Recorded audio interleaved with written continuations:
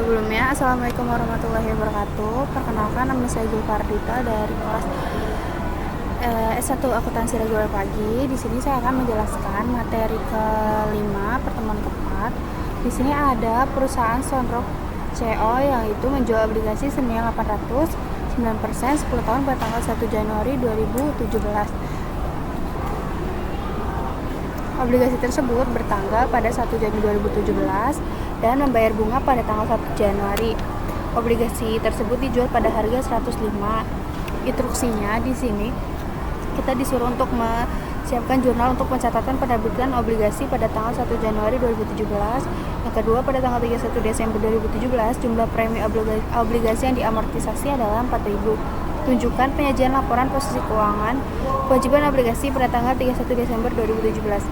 Pada tanggal 1 Januari 2012, ketika nilai tercatat obligasi adalah 832.000, perusahaan menebus obligasi tersebut sebesar 106. Catat penebusan obligasi dengan asumsi bahwa bunga untuk kredit tersebut telah dibayarkan. Di sini yang pertama kita membuat jurnal untuk mencatat penerbitan obligasi pada tanggal 1 Januari 2017.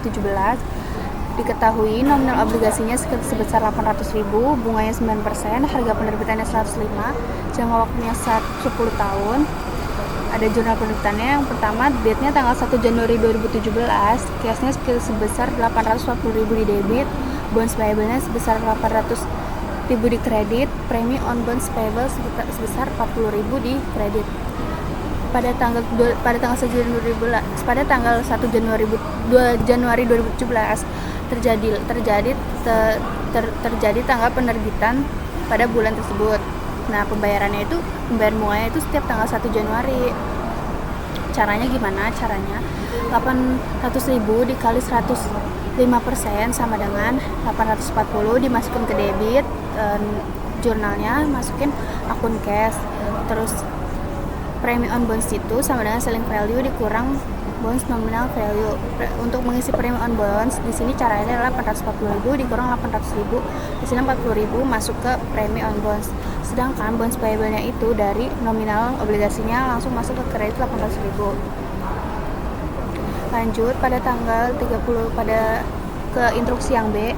Pada tanggal 31 Desember 2017, jumlah premi obligasi yang diamortisasi adalah 4.000. Diketahui jumlah premi obligasi yang diamortisasi adalah 4.000, maka dibuat akun liabilities-nya aja. Yang pertama, non-current liabilities. Kenapa dia non-current liabilities? Karena dia cuma mencatat satu akun aja, yaitu akun bonds payable sebesar 836.000. Caranya dari mana? Caranya dari carrying value sama dengan selling value dikurang amortisasi premium. Carrying value-nya 840.000 dari yang atas tadi, dari yang cash-nya, kurang 4.000 dari si jumlah premi obligasi yang diamortisasi. Jadi hasilnya 836.000. Yang C, pada 1 Januari 2019, ketika nilai tercatat obligasi adalah 832.000, perusahaan menebus obligasi tersebut pada harga 106. Catat penebusan obligasi dengan asumsi bahwa bunga untuk kredit tersebut telah dibayarkan. Diketahui carrying value-nya sebesar 832.000. Redemption price percentage-nya itu 106%. Nah, ini ada jurnalnya. Yang pertama, date pada tanggal 1 Januari. Akunnya ada bonds payable, premi on bonds payable, sama loss on bonds payable. Dia ada di akun debit semua. Enggak, di sini ada akun cash juga. Dapat dari bentar. Nih, ada perhitungannya.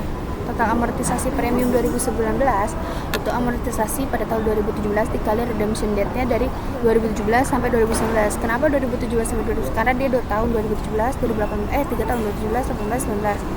2 tahun, 17 ke 19. Total amortisasi premiumnya itu 4.000 dikali 2 sama dengan 8.000.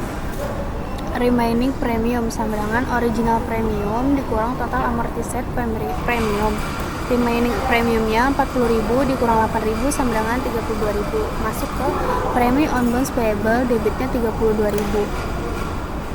Untuk perhitungan loss on bonds redemption, selling value sama dengan face value dikali selling price percentage-nya. Selling value-nya kan tadi 800.000 ya, dikali 106. 106 dari mana? Dari sini redemption price percentage-nya sama dengan nominalnya 848.000 masuk ke cash, cashnya masuk ke kredit. Karena kita karena selling value 800.000 dikali 106 hasilnya 845.000. Terus di sini ada penghitungan loss on bonds redemption, selling value dikurang carrying value. Loss on bond redemption 848 dikurang 832 sama dengan 16.000, masuk ke akun loss on bonds payable di debit sebesar 15.000. Selesai, kita lanjut ke P10 4B. P10 4B adalah Krotis Elektronik menerbitkan nota hipotek selama 10 tahun dengan bunga 8% dan nilainya itu sebesar 800.000 pada tanggal 31 Desember 2016 untuk membantu biaya program perluasan pabrik. Ketentuan nota tersebut mengatur pembayaran cicilan tahunan. Dia tidak termasuk pajak dan obligasi dengan asumsi bahwa bunga untuk kredit tersebut telah dibayarkan. Untuk membantu biaya program ketentuan tersebut pajak sebesar pembayaran jatuh tempo pada tanggal 31 Desember. Instruksinya, siapkan jadwal pembayaran asuransi untuk 4 tahun pertama. Yang ke B, siapkan entry untuk 1 pinjaman dan 2 pembayaran asuran pertama. Yang ketiga, tunjukkan bagaimana total kewajiban hipotek harus dilaporkan pada posisi keuangan per 31 Desember 2017.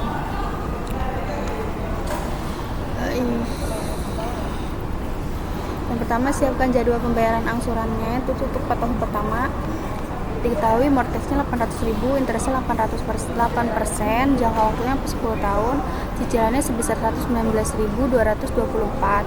Tanggal penerbitan itu 31 Desember, tanggal pembayaran setiap tanggal 31 Desember pada akhir bulan setiap tahunnya. Pada akhir tahun di tanggal 31 Desember. Di sini ada jadwal pembayaran selama 4 tahun.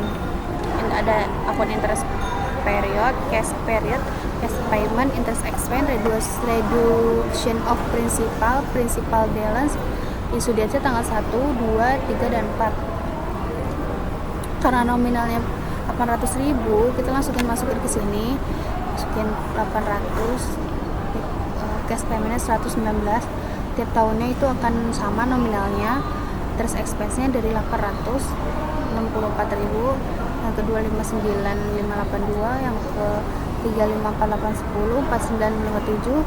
Redemption principalnya itu 5941 sama 92. Caranya kalau interest expense itu cash payment dikali interest. Kalau reduction on principal, cash payment dikurang interest expense. Kalau principal balance itu sebenarnya dikurang reduction of principal. Yang ke B, siapkan entry untuk 1 pinjaman dan 2 pembayaran angsuran pertama. Kita cuma bikin 2 jurnal penerbitan. Yang pertama jurnal penerbitan, yang kedua jurnal pembayaran. Yang pertama itu ada akun cash, yang kedua mortgage payable, dia di debit sama kreditnya nominalnya 800.000. Yang kedua jurnal pembayaran, name of account-nya interest expense, mortgage payable, ketiga cash di kredit. Yang pertama debit 64.000, 55224, 111.224. Yang terakhir itu tunjukkan bagaimana total kewajiban hipotek harus dilaporkan pada posisi keuangan pada tanggal 31 Desember 2017. Akun liabilities-nya ada non-current liabilities sama current liabilities. Non-current liabilities mortgage payable 685 13408, current liabilities mortgage payable 5964192. P105B. Pada tanggal 1 Januari 2017, with the response setlist issued sebesar 4.500, 9%, 10 years bonds-nya nominalnya 429.600. This price result in effective interest rate of 10% on the bonds. But as on use the effective interest method to amortize bond premium or discount, the bonds pay annual interest Januari 1. Instruksinya pada P105B, siapkan jurnal untuk pencatatan penerbitan obligasi pada tanggal 1 Januari 2017.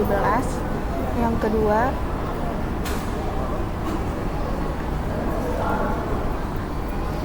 siapkan tabel amortisasi hingga 31 Desember 2018, 2 periode bunga untuk penerbitan obligasi ini. Yang C, buatlah jurnal untuk mencatat akrual bunga dan amortisasi bunga diskon pada 31 Desember 2017. Siapkan jurnal untuk mencatat pembayaran bunga pada tanggal 1 Januari 2018. Yang siapkan jurnal untuk mencatat akrual bunga dan amortisasi diskon pada tanggal 31 Desember 2018. Ya, kita langsung ke jawabannya aja. Yang A itu jurnal untuk mencatat penerbitan obligasi pada tanggal 1 Januari 2017. Diketahui nilai obligasinya sebesar 4.500, bunganya 9%, jangka waktunya 10 tahun, harga penerbitannya itu 4.209.600, bunga efektifnya sebesar 10%. Dadet, name of account-nya, debitnya ada kredit, masukin tanggal 1 Januari 2017, cashnya itu tadi 4.219.600 dari harga penerbitan, diskon on balance payable-nya 280, itu dari mana? Dari 4.500 dikurang 4.219.600. Terus bonds payable, kenapa bonds payable? Karena dia nilai obligasi, jadi akunnya masuk ke bonds payable, kreditnya 4.500. Di sini ada keterangannya kenapa dia bisa dapat segitu nominalnya. Kita lanjut aja. Yang ke B, siapkan tabel amortisasi hingga 31 Desember 2018. Dua periode bunga untuk penerbitan obligasi ini. Yang pertama tahun 2017 sampai 2018, cash paid-nya sebesar 405.000. Interest expense-nya yang pertama 421.960, yang kedua 423.656, yang ini diskon amortisation 16.960, yang kedua 18.656. Carrying value-nya yang pertama 4.219.600 dari mana? Dari yang tadi, dari yang ini, dari cash-nya. Terus caranya gimana? Cash paid itu sama dengan face value dikali state interest. Cash paid-nya kan 4.500 dikali 9%, hasilnya 405. Kenapa dia setiap tahun? Karena setiap tahun akan terus sama nominalnya. Terus buat nyari interest expense, preface carrying value dikali effective interest rate. 2017 kan 4.200 dikali 10%, hasilnya 421. Sama 2018 juga kali 10%, hasilnya 423.656. Carrying value-nya, preface carrying value and discount amortization 2017-2018 itu nominalnya sama kayak yang tadi caranya. Diskon amortisasi itu interest expense dikurang cash paid. Yang 2017 421, 960 dikurang 405.000 sama dengan 16.960. 2018 423.656 dikurang 405 sama dengan 18.656. Ya, ini ada keterangannya, ada caranya. Kita lanjut ke yang C, ada jurnal untuk mencatat akrual bunga dan amortisasi bunga pada tanggal 31 Desember 2017. Ini dicatat buat akhir tahun akrual bunganya. Date-nya itu 31 Desember.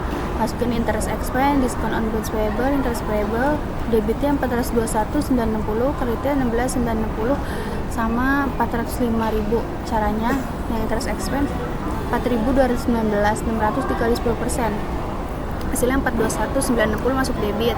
Interest payable-nya 4.500 dikali 9%, hasilnya 405. Selisihnya itu segini, berarti dapat diskon 16.960. Yang dia jurnal untuk mencatat pembayaran bunga pada tanggal 1 Januari 2018. Ada dua akun, interest payable sama cash. Yang pertama kita catat dulu tanggalnya, dia dicatat tanggal 1 Januari 2018, debitnya 405 sama kreditnya 405.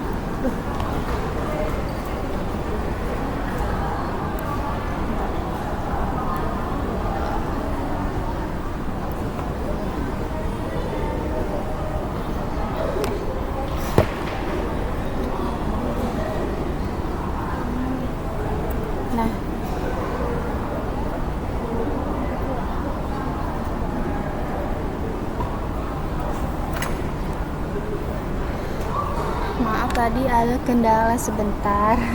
Yang E, jurnal untuk mencatat akrual bunga dan amortisasi diskon pada tanggal 31 Desember 2018. Date-nya 31 Desember 2018. Name of account-nya interest expense sebesar 423.656. Caranya gimana? Caranya 4.236.560 dikali 10%. Persennya dari yang tadi, yang di atas soalnya. Dia masukin interest expense debit, terus dia dapat diskon on balance payable-nya 18.656, interest payable-nya sebesar 405.000. Kita lanjut ke P10 6D. Di sini perintahnya pada tanggal 1 Januari 2017, Aslok Chemical Ace menerbitkan obligasi senilai 4.000 10% 10 tahun pada harga 4.543,627. Harga ini menghasilkan suku bunga efektif sebesar 8% pada obligasi tersebut. Aslok menggunakan metode bunga efektif untuk mengamortisasi premi atau diskon obligasi. Obligasi tersebut membayar bunga tahunan setiap tanggal 1 Januari. Instruksinya bulatkan semua perhitungan ke euro terdekat. Yang A, buatkah jurnal untuk mencatat transaksi tersebut. Yang pertama, penerbitan obligasi pada tanggal 1 Januari 2017. Wow, keren banget.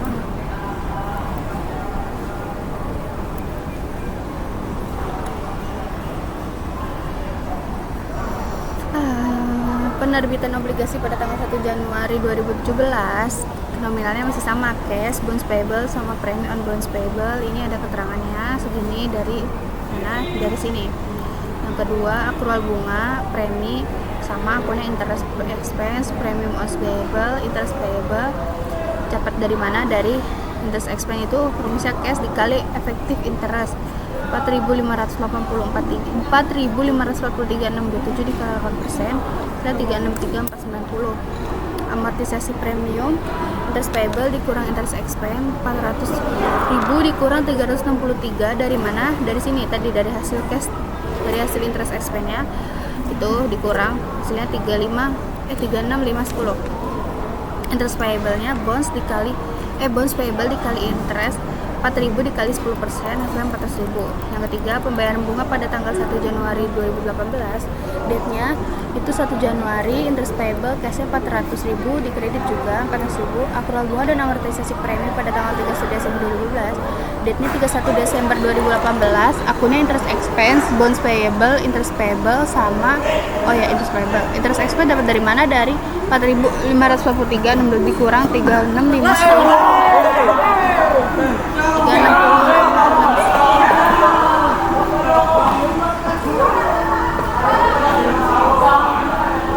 Bonds payable sama dengan interest payable dikurang interest expense, 400.000 dikurang 360,569 sama dengan 39.431. Penyajian laporan posisi keuangan non-lancar yang tepat untuk kewajiban obligasi dihitung pada tanggal 31 Desember 2018. Liabilities, akun liabilities, non-current liabilities, ada bonds payable, premium on bonds payable, dimasukin 4.000, yang bonds payable-nya 467,686,53. Premium on bonds payable-nya itu totalnya 4.467,686,53. Remaining amortisasi premiumnya itu dari mana? Dia 467 dari hasil 543,627 dikurang 36,510 dikurang 3943 tersatu, hasilnya 467,686. Oh, dari nominal yang di atas ya, ini di sini langsung dikurang-kurangin, diberikan jawaban atas pertanyaan berikut pada dalam bentuk apa nih? Dalam bentuk naratif. Berapa jumlah biaya bunga yang dilaporkan pada tahun 2018? Yaitu sebesar 360,569,37 euro. Nilai obligasi 2018 itu sama dengan nilai awal dikurang amortisasi 2017 4.543,627 dikurang 36,510, hasilnya 4.507,117. Beban bunga di sini 2018, nilai obligasi 2018 dikali tingkat bunga efektif. Ini udah ada rumusnya. Yang kedua, apakah beban obligasi yang dilaporkan pada tahun 2019 akan sama dengan lebih besar dari atau lebih kecil dari jumlah yang akan dilaporkan jika metode amortisasi tersebut garis lurus. Nih, yang pertama euronya 345,637 dari hasil yang tadi. Ini mana ya tadi? Ya dari nih. Total premiumnya 4.543,627 dari 10 tahun itu, per 10 tahun harganya 4.543,627 dikurang 4.000 dari nilai obligasinya, hasilnya 543,627. Amortisasi premium tahunan 543,627 54,627 dibagi 10 karena dia per 10 tahun, jadi dibagi 10 54.362 hasilnya. Pembayaran bunga kas tahunan itu nominalnya dari nominal awal obligasinya 4.000 dikali 10% hasilnya 400.000. Beban bunga tahunannya 400.000 itu dari ini tadi pembayaran bunga kas tahunannya dikurang 54.363 hasilnya 345.637. Ya, mungkin itu saja penjelasan dari saya, kurang dan lebihnya mohon maaf. Wassalamualaikum warahmatullahi wabarakatuh.